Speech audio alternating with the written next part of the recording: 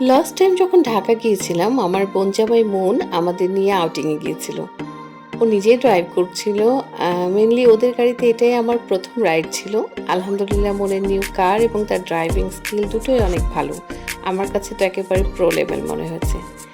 সেদিন আমরা গিয়েছিলাম পূর্বাচলের পাগলা বাবুর্চিতে। এই জায়গাটা মনে হয় মোটামুটি সবাই চিনেন। বেশ অ্যাস্থেটিক ভ্যালুর একটা প্লেস।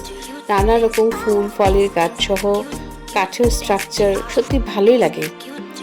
আসলে ওই দিন সকাল থেকে দুপুর পর্যন্ত হয়েছিল বৃষ্টি, তাই আমাদের বের হতে অনেক দেরি ছিল। আমরা অলরেডি লেট ছিলাম, লাঞ্চ টাইমও শেষ হয়ে গিয়েছে, তাই ওদের সব আইটেম আমরা পাইনি। আমরা নিয়েছিলাম ওদের বাহারি একটা ভর্তার আইটেম, আর ওদের ফেমাস হাঁসের মাংস বোনা, সাথে চিকেন বোনা, আর বাচ্চারা নিয়েছিল ফ্রাইড রাইস, চিকেন সহ আরও অনেক কিছু।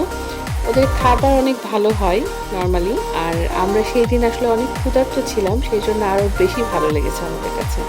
থ্যাংক ইউ মন, thank you for this lovely family outing. We enjoyed, happy time, আলহামদুলিল্লাহ। ঘোরাঘুরি কিন্তু এখানেই শেষ না। এরপরে আমরা গিয়েছিলাম নদীর ধারে গিয়ে ওইখানে খোলা বাতাসে কি যে একটা সুন্দর সময় আমরা কাটিয়েছি, অসাধারণ আলহামদুলিল্লাহ। দেখতেই পাচ্ছেন আকাশের রংটা ছিল গোল্ডেন। আসলে সূর্য চলে যাওয়ার আগে, অস্ত যাওয়ার আগে যে সুন্দর একটা আভা থাকে সেটা আমরা সেদিন পেয়েছিলাম।